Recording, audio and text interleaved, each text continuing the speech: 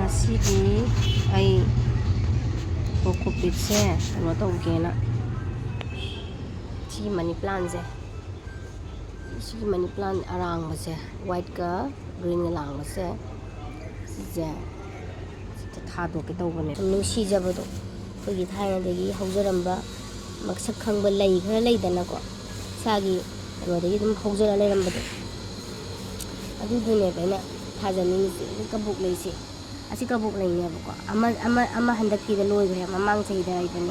gom re satre sum kangjale mana da sum saba gi ko matai da sum maina chak rong tau salaga loi salak bane ba si ada handaki amuk sa ese leire ba ko sum hawhaning ba gi ko ado pum ma am yawra amma pum jim su chaw mari mangan ne ba yawra la isi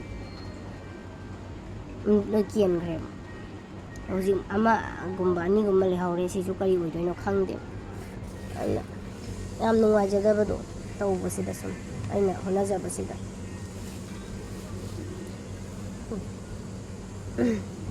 chan laktore kitang kitang sala si haijan lagi ko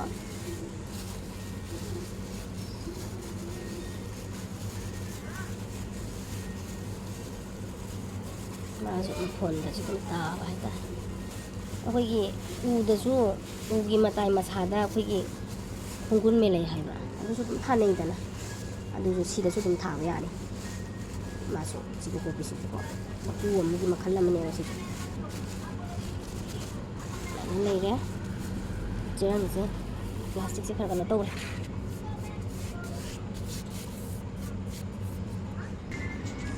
loi re eigi ano hapsan ba loi re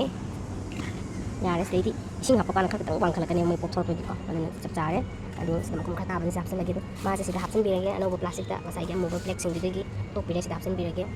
mang tang adne wai na ino hapta ne sum ta taw hoksi adu wa wa ta la hapsan birage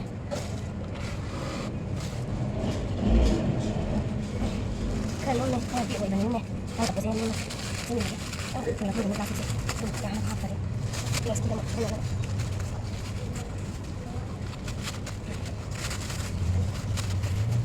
tadi dia dia deh tahu bukan saya hapsan lagi ya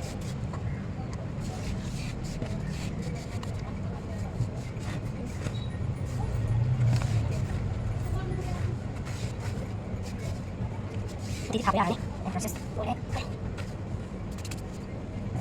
boleh mati peking tidak mati makan kami lagi yang lebih itu jangan itu punya apa masih itu makan sisi itu lagi macam yang dia harus bulan yang kita langsung ya itu masuk ya ya kadir khala lagi jalan lagi ya masih kan people lagi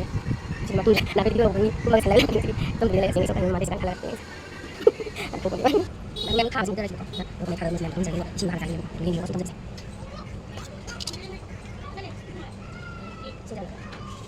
sini harus saya boleh juga nanti sudah kan saya boleh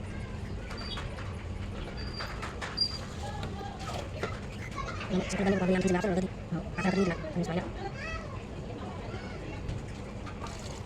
ini terus kalau kita bicara tentang main itu ini situ isi tentang siapa tuh boleh lain deh jadi uang kali itu saya kalau lagi maka itu nanda fokus bisa sama tiga orang tim buku ini ada sih bukan lagi mau teman-teman kami sini siapa lagi sih siapa tadi itu kok dan yang ăn xin tôi phải làm mình kêu là tôi phải làm đó thì hiện tại tôi làm như này biết thân thực hay là thân thực là mình nhá thả đấy mà thả cái xin học phân xin học cái thì tôi làm như vậy ai còn cái tao đi tôi bảo tôi như đâu đấy hay là tôi chơi giống chạy xe là cái một cái hình ra làm như này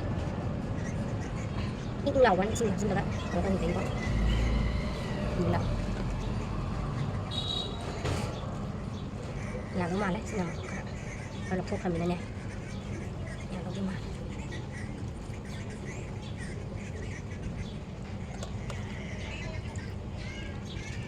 xin làm xong và sẽ bạn ra đây là cái sinh dịch tung cái này bên này thà những cái dây sinh dịch làm này để hình này bạn mình tới đây thì sinh cái gì làm vẫn là giải vì cho suy già và dặn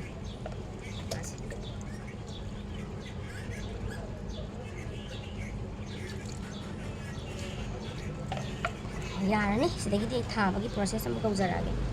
ꯑꯁꯤꯒꯤ ꯊꯥꯕꯩꯁꯤꯗ ꯂꯧꯊꯣꯛꯄꯒꯤ ꯀꯩꯅꯣꯁꯤꯁꯨ ꯃꯇꯝ ꯆꯪꯅꯦꯕꯀꯣ ꯖꯔꯒ ꯁꯤ ꯌꯥꯔꯅꯤ two ꯂꯨꯝꯃꯦ ꯏꯁꯤꯡ ꯍꯥꯞꯄꯃꯤꯅ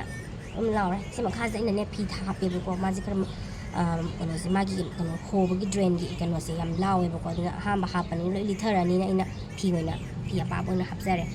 ꯑꯗꯨꯒ ꯁꯨꯝ ꯇꯞꯅ ꯃꯥꯒꯤ ꯀꯩꯅꯣ ꯑꯦꯖꯁ ꯇꯧꯅꯔꯀꯥꯟꯗꯗꯤ ꯖꯔ ꯆꯦꯟꯊꯔꯛꯑꯔꯣꯏꯕꯀꯣ ꯑꯗꯨꯒꯤ ꯑꯩ ꯐꯤ ꯑꯣꯏꯅ ꯍꯥꯞꯆꯕꯅꯤ ꯁꯨꯃꯥꯏꯅ ꯂꯩꯔꯦ ꯑꯗꯨꯒ ꯑꯃꯨꯛ ꯊꯥꯕꯗꯨ ꯑꯃꯨꯛ ꯌꯦꯡꯃꯤꯟꯅꯔꯁꯤꯀꯣ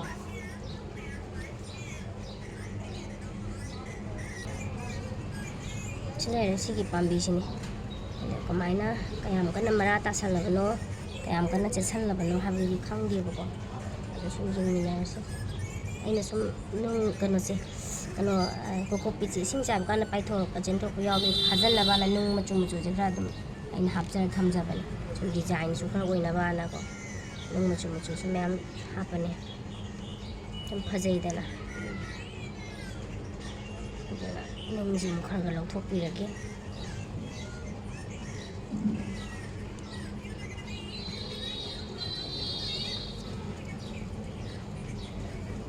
ꯂꯩꯔꯦ ꯇꯣ ꯁꯤꯁꯦ ꯐꯖꯗ꯭ꯔꯥ ꯅꯨꯡꯁꯤꯕꯅꯦ ꯌꯥꯝꯅ ꯃꯥꯒꯤ ꯃꯇꯧꯁꯦ ꯎꯕꯗ ꯃꯥꯒꯤ ꯀꯩꯅꯣꯁꯦ ꯃꯥꯒꯤ ꯂꯥꯡꯉꯤꯕ ꯃꯑꯣꯡꯁꯦ ꯎꯕꯗ ꯅꯨꯡꯁꯤꯕꯅꯦ ꯑꯗꯨꯃꯥꯏꯅ ꯇꯧꯔꯒ ꯍꯧꯖꯤꯛ ꯑꯩꯅ ꯌꯥꯝ ꯂꯥꯏꯅ ꯑꯗꯨꯝ ꯀꯩꯅꯣ ꯇꯧꯕꯅꯤ ꯍꯥꯏꯗꯤ ꯀꯩꯅꯣꯅꯤꯅꯅꯦ ꯃꯥꯒꯤ ꯁꯤꯒꯤ ꯀꯩ ꯍꯥꯏꯗꯣꯏꯅꯣꯅꯦ ꯀꯣꯀꯣꯄꯤꯠꯇ ꯊꯥꯕꯅꯤꯅꯅꯦ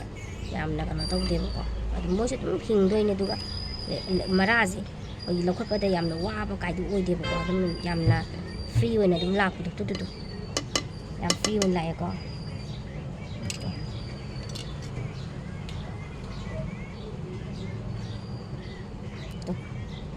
ꯁꯤꯁꯤꯅꯦ ꯑꯩꯅ ꯍꯧꯖꯤꯛ ꯊꯥꯗꯣꯏꯁꯦ ꯁꯤ ꯍꯦꯛ ꯁꯟꯗꯣꯛꯈꯤꯕꯗ ꯃꯥ ꯐꯖꯅ ꯀꯩꯅꯣ ꯇꯧꯖꯔꯛꯑꯅꯤ ꯃꯔꯥꯡ ꯀꯥꯏꯅ ꯍꯧꯔꯒ ꯀꯩꯅꯣ ꯇꯧꯔ ꯑꯁꯤ ꯍꯤꯡꯕꯅꯦꯕ ꯑꯩꯅ ꯉꯥꯏꯔꯤꯁꯦ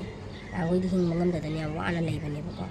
ꯑꯗꯣ ꯍꯧꯖꯤꯛꯇꯤ ꯍꯤꯡꯉꯦ ꯃꯔꯥꯁꯨ ꯆꯠꯂꯦ ꯑꯗꯨ ꯐꯖꯅ ꯊꯥꯗꯣꯛꯆꯔꯒꯦ ꯑꯗ ꯑꯅꯧꯕ ꯃꯔꯥ ꯂꯥꯛꯑꯦꯀꯣ ꯋꯥꯏꯠꯁꯦ ꯑꯅꯧꯕꯅꯤꯀꯣ ꯁꯦ ꯑꯗ ꯁꯤ ꯍꯣꯔꯦꯟ ꯑꯩ ꯊꯥꯗꯣꯛꯆꯔꯛꯄꯗꯨꯁꯨ ꯎꯠꯆꯔꯒꯦꯀꯣ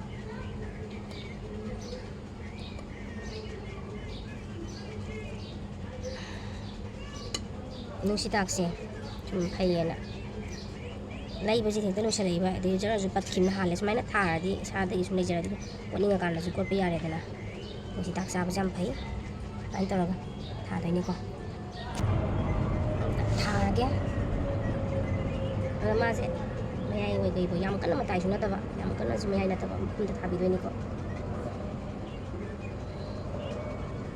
ꯂꯩꯐꯝ ꯏꯁꯄꯦꯁꯇꯣ ꯊꯥꯗꯣꯏꯅꯤ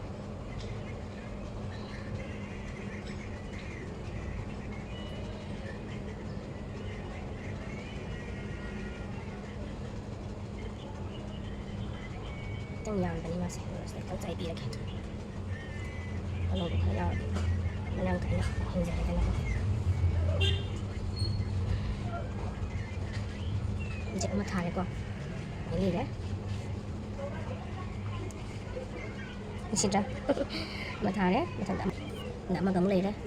ꯑꯩꯅ ꯁꯤꯒꯤ ꯃꯅꯥ ꯇꯤꯡꯊꯧ ꯍꯥꯏꯕꯁꯦ ꯊꯥꯖꯕꯅꯤ ꯁꯨꯝ ꯐꯖꯩ ꯑꯗꯨꯒ ꯁꯨꯝ ꯂꯥꯏ ꯇꯤꯟꯒꯤ ꯂꯥꯛꯑꯁꯨꯅꯀꯣ ꯊꯥꯖꯕꯅꯤ ꯃꯥꯁꯨ ꯑꯗꯨꯝ ꯁꯥꯕꯅꯤꯅ ꯌꯥꯝ ꯋꯥꯅ ꯍꯤꯡꯉꯦ ꯑꯗꯨꯒ ꯁꯤ ꯀꯩꯅꯣꯁꯤꯗ ꯏꯁꯤꯡꯁꯤꯗ ꯑꯗꯨꯝ ꯂꯩꯕꯅꯤ ꯃꯣꯏꯁꯨ ꯍꯤꯡꯕ ꯑꯗꯨꯝ ꯉꯝꯅ ꯍꯧꯖꯔꯤꯀꯣ ꯁꯤꯁꯤꯅꯦ ꯁꯤꯗ ꯑꯃꯒ ꯂꯩꯔꯦ ꯁꯤꯁꯨ ꯑꯃꯨꯛ ꯑꯃꯗ ꯃꯐꯝ ꯑꯃꯗ ꯑꯃꯨꯛ ꯍꯣꯡꯗꯣꯛꯄꯤꯔꯒꯦ ꯀꯩꯅꯣꯁꯦ ꯐꯥꯖꯤꯟꯖꯅꯕꯅ ꯑꯩꯅ ꯑꯗꯨꯝ ꯁꯤ ꯀꯩꯅꯣꯁꯦ ꯍꯥꯞꯄꯅꯤ ꯅꯨꯡꯁꯤꯡꯁꯦꯀꯣ ꯅꯨꯡꯁꯨ ꯏꯁꯇꯥꯏꯜꯁꯨ ꯑꯣꯏꯕ ꯈꯤꯇꯪꯁꯨ ꯐꯖꯕ ꯑꯗꯒꯤ ꯅꯨꯡꯁꯨ ꯂꯩꯕꯥꯛꯁꯤꯁꯨ ꯀꯩꯅꯣꯁꯤꯁꯨ ꯐꯥꯅꯕ ꯍꯥꯏꯗꯅꯀꯣ ꯁꯤꯁꯨ ꯌꯥꯝ ꯂꯥꯏꯅ ꯑꯗꯨꯝ ꯇꯣꯠꯄ ꯌꯥꯔꯦ ꯃꯥꯁꯦ ꯏꯁꯤꯡ ꯑꯗꯨꯝ ꯀꯩꯅꯣ ꯇꯧꯔ ꯂꯩꯕꯅꯤꯅꯀꯣ ꯌꯥꯝ ꯂꯥꯏꯅ ꯑꯗꯨꯝ ꯍꯥꯏꯗꯤ ꯌꯥꯝꯅ ꯃꯔꯥ ꯇꯤꯁꯜꯂꯒ ꯋꯥꯕꯗꯣ ꯑꯣꯏꯗꯦꯕꯀꯣ ꯃꯔꯥ ꯅ꯭ꯌꯨ ꯂꯥꯏꯁꯣ ꯑꯅꯧꯕ ꯁꯤꯁꯤꯅꯦ ꯑꯩꯅ ꯊꯥꯅꯕ ꯍꯣꯠꯅꯔꯤꯁꯦ ꯃꯉꯣꯟꯗ ꯊꯥꯗꯣꯛꯆꯔꯗꯤ ꯃꯥꯁꯨ ꯃꯔꯥꯡ ꯀꯥꯏꯅ ꯍꯤꯡꯖꯩꯗꯅ ꯑꯗꯨꯒꯤ ꯁꯦꯝꯕꯤꯒꯦ ꯇꯧꯕꯅꯦ ꯁꯤ ꯂꯩꯔꯦꯀꯣ ꯑꯃ ꯑꯁꯤ ꯍꯥꯏꯗꯤ ꯑꯃꯗꯨꯒ ꯁꯤꯒꯗꯤ ꯑꯅꯤ ꯁꯨꯔꯦꯀꯣ ꯑꯗꯨꯒ ꯃꯌꯥꯏꯗ ꯑꯃ ꯂꯩꯔꯤꯌꯦ ꯁꯤꯁꯤꯒ ꯑꯇꯩꯁꯤꯗꯤ ꯍꯧꯔꯤꯁꯤꯡꯁꯤꯗꯤ ꯐꯖꯅ ꯍꯧꯗ꯭ꯔꯥ ꯆꯨꯞ ꯅꯥꯏꯅ ꯍꯧꯗ꯭ꯔꯣ ꯁꯤꯁꯨ ꯅꯥꯏꯅ ꯍꯧꯔꯦ ꯁꯤꯁꯨ ꯑꯃꯨꯛ ꯄꯨꯊꯣꯛꯆꯔꯛꯑꯒꯦ ꯁꯤꯁꯦ ꯅꯍꯥꯟꯋꯥꯏ ꯑꯩꯅ ꯊꯥꯕ ꯅꯤꯡꯊꯝꯊꯥꯗ ꯍꯧꯕ ꯁꯨꯡꯉꯝ ꯉꯝꯗꯕꯅꯦꯕꯀꯣ ꯏꯪꯕꯒꯤ ꯆꯥꯎꯈꯠꯄ ꯁꯨꯡꯉꯝ ꯉꯝꯗꯕ ꯀꯥꯂꯦꯟ ꯈꯤꯇꯪ ꯑꯣꯏꯔꯛꯄꯗꯩꯗꯤ ꯃꯥꯁꯨ ꯍꯧꯒꯠꯆꯔꯦ ꯑꯗꯨꯒ ꯍꯤꯡꯉꯛꯑꯃꯤꯅ ꯑꯗꯒꯤ ꯃꯐꯝꯁꯤꯅꯁꯨ ꯑꯃꯨꯛ ꯆꯤꯟꯕꯒꯤ ꯍꯧꯕ ꯉꯝꯖꯗꯕꯗꯣ ꯑꯗꯨꯗꯨꯅꯦꯕꯀꯣ ꯃꯔꯥꯁꯨ ꯑꯗꯨꯝ ꯑꯅꯧꯕ ꯂꯥꯛꯑꯦꯀꯣ ꯁꯤ ꯂꯩꯔꯦ ꯑꯩꯅ ꯄꯥꯝꯖꯕ ꯃꯅꯤ ꯄ꯭ꯂꯥꯟꯅꯤ ꯃꯆꯨꯁꯨ ꯐꯖꯕ ꯍꯥꯏꯇꯥꯔꯦ ꯑꯗꯨꯝ ꯊꯥꯕꯗꯁꯨ ꯎꯠꯆꯔꯒꯦ ꯊꯥꯔꯒꯦ ꯃꯌꯥꯏꯗ ꯊꯥꯖꯔꯒꯦ ꯃꯇꯥꯏꯁꯦ ꯃꯥꯅ ꯍꯌꯦꯡ ꯇꯧꯔꯛꯄ ꯃꯔꯥ ꯂꯥꯛꯄ ꯃꯇꯨꯡꯗꯣ ꯑꯗꯩꯗꯨꯗ ꯀꯩꯅꯣ ꯇꯧꯖꯅꯕ ꯆꯠꯆꯕ ꯁꯟꯗꯣꯛꯆꯕ ꯉꯝꯅꯕ ꯃꯌꯥꯏ ꯀꯩꯀꯩꯗ ꯊꯥꯔꯒꯦ ꯌꯥꯝ ꯃꯇꯥꯏꯗ ꯊꯥꯅꯤꯡꯗꯦꯕꯀꯣ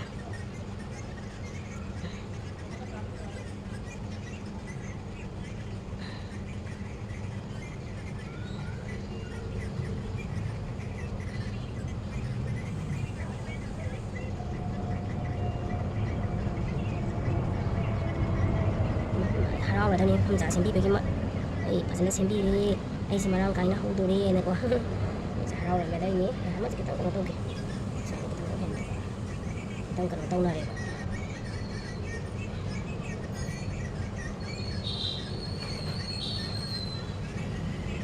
haraurabane ai thabire moina phajana ai hogdore kaina hamjara sembiramiina marang do kaira dabanina ko yamna wakhanne marang kaina hogdore na kiki inaraga leirambado hobungamjabado tingam dore na ko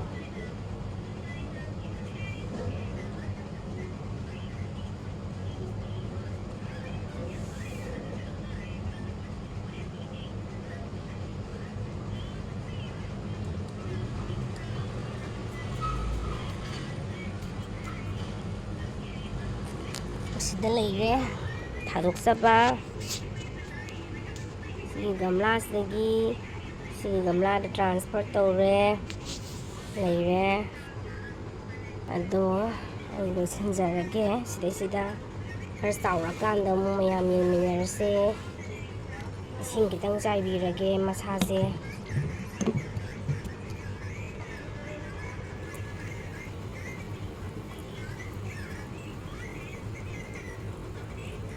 habibagi ko kanodi lutsanggibagi paibada gram kelebako aduna smaina mo luwarkanda kitang chaibirage ayeng amuk khara chawakpada mo mayam yeminarasiko ngasigi oinadi saida su loisanjarage mayam aigi channel se nusibiduna subscribe tobiramo adagi comment su pibirao like tobiramo. Thank you for watching. Bye bye. See you next video.